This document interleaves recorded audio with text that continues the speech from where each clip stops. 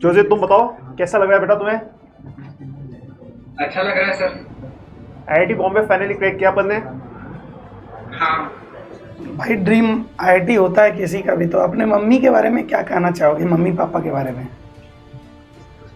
Mummy papa ने बहुत support करा था, मतलब हर चीज में। और अच्छा। डाइट का मेरा खुद से ध्यान रखा था। जैसे बाहर का खाना नहीं चाहिए, तो मतलब बाहर का खाने की जरूरत पड़ती नहीं थी मेरे को बिल्कुल कभी भी।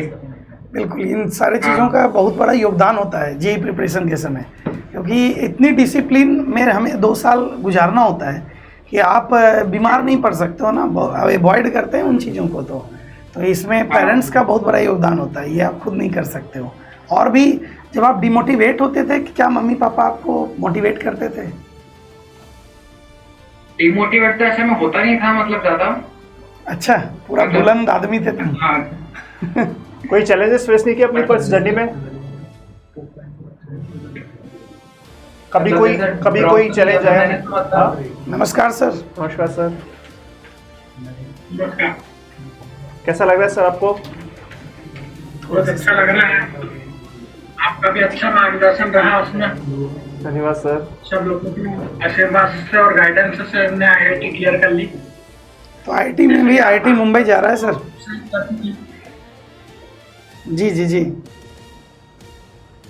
तो इसके बारे में सर क्या कहना चाहेंगे सर, कैसे ये पढ़ता था? शुरू से ही सर लगनशील तो था, बचपन से ही अच्छे नंबर लाता था सर। जी एग्जाम सर। अच्छे से क्लियर करी हमने। जी। और एक इच्छा थी इसकी कि मुझे एडवांस क्लियर करना है, कैसे भी करके आईआईटी में प्रवेश लेना है। पिछले साल भी उसने तैयारी करी थी अच्छी, थोड़ा सा चूक गया था, फिर वापिस से हमने एक बार ड्रॉप लेके तैयारी करी। जी। थोड़ा सा आपका मार्गदर्शन अच्छा मिला, उस कारण फिर वो निकल गया। बेटा क्या स्ट्रेटेजीज थी अपनी ड्रॉप ईयर में जब तुमने एडमिशन लिया? तो क्या स्ट्रेटेजीज थी, क्या हमने सोचा था जो अपने को हेल्प कर आईआईटी जाने में? पहले तो मैंने सोचा था कि सारी बुक्स जो मेरी बची हुई है सब कर लूंगा। ठीक है। तो पर वो होता नहीं है, पॉसिबल नहीं होता है कि आप सारी किताबें लगा लो। तो इनिशियली तो मैं बहुत बूम में चल रहा था एकदम, मतलब मैकेनिक्स की मैंने दोनों किताबें बिल्कुल खत्म कर दी थी। फिजिकल केमिस्ट्री की और ऑर्गेनिक में भी अच्छा, मतलब स्टार्टिंग में तो बहुत ज्यादा तेज था, पर फिर धीरे धीरे खत्म होता जा रहा था। ओके। तो मतलब फिर टाइम मिलना कम हो गया था मेरे को, तो ज्यादा कर नहीं पाया मैं। ओके। तो बेटा आप सर्टिफिकेट? जी। मतलब देता था मैं, रेगुलरली देता था। अच्छा अच्छा। किस चीज़ का सबसे ज़्यादा सपोर्ट मिला आपको? किस चीज का? सबसे ज़्यादा सपोर्ट मिला जो आपको हेल्प किया आईआईटी जाने में? मतलब मम्मी पापा का तो था ही सही, मतलब कभी भी मेरे को ऐसा प्रेशर फील नहीं कराया उनने कि, मतलब मेरे को ऐसा प्रेशर कभी नहीं लगा कि पढ़ना है। कभी उन्होंने ऐसा बोला नहीं कि पढ़ क्या कर रहा है। कभी कोई चैलेंजिंग फेज आया प्रिपरेशन के दौरान? क्या आया? कोई challenging phase basically? Challenging phase तो मतलब ड्रॉप ईयर लेने का जो डिसीजन था वो काफी चैलेंजिंग था, क्योंकि तब मेरे को एनआईटीज काफी मिल रहे थे। तो मैं थोड़ा सा मतलब कंफ्यूज ज्यादा था, बहुत ज्यादा कंफ्यूज था। तो मैंने मेंटर से भी बात करी थी इस अर्थ में, तो उन्होंने भी गाइड करा कि ले लेना चाहिए, इम्प्रूव होता है, अच्छा इम्प्रूव होता है। बट तुमने साबित कर दिया कि टाइम देना चाहिए। अगर आईआईटी भी एक चांस दिया है हमें, तो उसको यूटिलाइज करना चाहिए, जल्दीबाजी करने का नहीं। इसलिए आज तुम आईआईटी मुंबई जैसे संस्थान जा रहे हो, जो कि ड्रीम होता है। सर आप भी आईआईटी मुंबई में पढ़े ना? सर मैंने भी आईआईटी बॉम्बे किया था। अच्छा। और मैंने भी ड्रॉप ही किया था। सर आपका ये तो जूनियर हो गया सर। मतलब मुझे मेरे रिफ्लेक्शन नज़र आ रहा है ना। और ऐसा था कि बेसिकली 12th में जब नहीं हुआ था तो ये सोच रखा था कि आईआईटी ही क्रैक करना है बेसिकली। और एकदम चीज़ें क्लियर थी बेसिकली कि किस तरह का रोड मैप है जिसको फॉलो करना है, तो वो काफ़ी फ़ायदा देता है। तो बेटा सर्टिफिकेट प्रिंट करवाया हो पापा मम्मी के लिए? तो वो मेरे को सुबह 9:30 बजे पता चला, मतलब मैं उठे ही 9:30 बजे। हाँ हाँ हाँ। और फिर मीटिंग ज्वाइन कर ली तो टाइम नहीं मिल पाया। अभी तो 9:30 बजे ही उठोगे, आईआईटी मुंबई मिल रहा है। 9:30 बजे उठा मीटिंग के लिए, वरना 12 बजे उठता हूँ। शाबाश मेरे शेर। तो मम्मी पापा का आशीर्वाद ले लीजिए आप। आईआईटी बॉम्बे में से क्लासेस 8:30 बजे स्टार्ट हो जाती है बेटा। है ना? खैर सर अभी 1 महीना है इसके पास मेरे ख्याल से। हाँ। तो 1 महीना खूब सो लो। 2 महीने होंगे ऑलमोस्ट। 1 अगस्त से क्लासेस स्टार्ट होती है वहाँ पे सर। 1 अगस्त से, अच्छा सर, तो लगभग 1.5 मंथ के 1.5 आसपास मंथ बचा अपने हुआ है पास। सर। तो IIT मुंबई में जाकर क्या करने वाले हो, क्या लग रहा है, कुछ प्लान किए हो? मतलब मेरे को एक्सप्लोर काफी करना है, मतलब मेरे को ज्यादा फील्ड का आइडिया नहीं है, किस चीज़ का आइडिया नहीं, तो सॉरी। मेरे को हर फील्ड में जाके ट्राई Okay. करना है कि मैं किस में आगे जाना चाहता हूँ। देखो IIT बॉम्बे आपको बहुत ज़्यादा अपॉर्चुनिटीज़ प्रोवाइड करता है ना। किसी भी फील्ड में आप देख सकते हो, आप एक्स्ट्रा करिकुलर एक्टिविटीज़ में, तो आपके पास बहुत सारे अपॉर्चुनिटीज़ आएंगे वहाँ पर, है ना।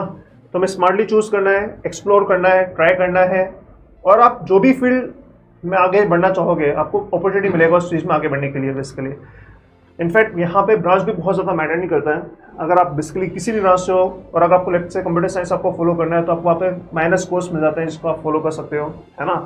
या फिर कोई भी फील्ड हो, जैसे अगर स्पोर्ट्स है, या फिर ठीक है मतलब आपको सिंगिंग का शौक है, या फिर ऐसे म्यूज़िक का शौक है, तो कहीं भी किसी भी फील्ड में जाने के लिए आपको बहुत सारी यहाँ पर एम्पल अपॉर्चुनिटीज़ मिलती हैं। तो उन चीज़ों को फ़ायदा ज़रूर उठाना, ठीक है।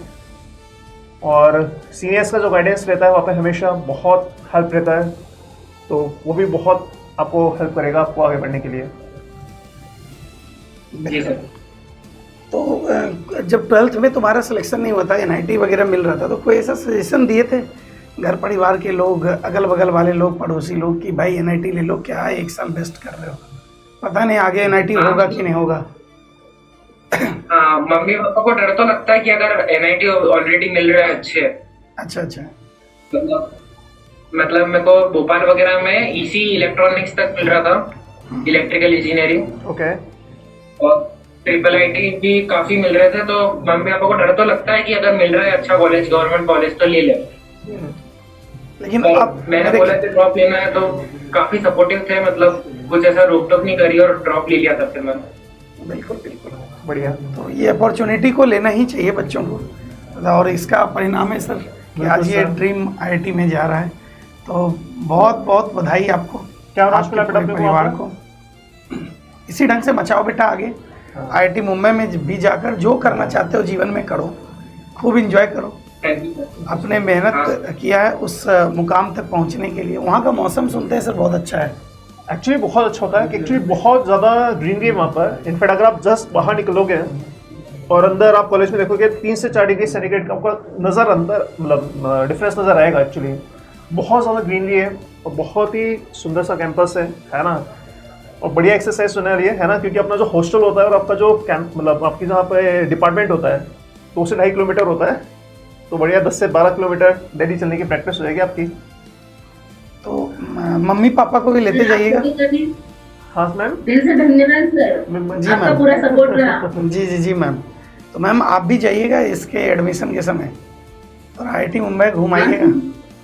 तो आप बेटा अपने पूरे परिवार में पहला IITian हो कि पहले भी कोई थे? पूरे परिवार में फर्स्ट IITian हो आप? फर्स्ट आइडिया नहीं है आप? हाँ। ओके। अरे भाई, बहुत ये बहुत बहुत बधाई मेरे गौरव भाई। की बात है। तो अब आपके परिवार में पीछे से बहुत सारे लोग आपका पीछा करेंगे और कई सारे लोग पहुंचेंगे, ये होता ही है हमारे भारत में। तो आप एक एग्जाम्पल सेट हो गए हो अपने पूरे खानदान के लिए, अपने सोसाइटी के लिए। तो आपको फॉलो कर कर कई लोग अब IIT मुंबई आप पहुंचे। एक आदर्श बन गए हो जिसको बेसिकली बहुत सारे लोग फॉलो करने वाले हैं। ठीक है, तो बहुत बहुत बधाई मेरे भाई। All the best thank you बेटा। सर। ऑल द बेस्ट बच्चे।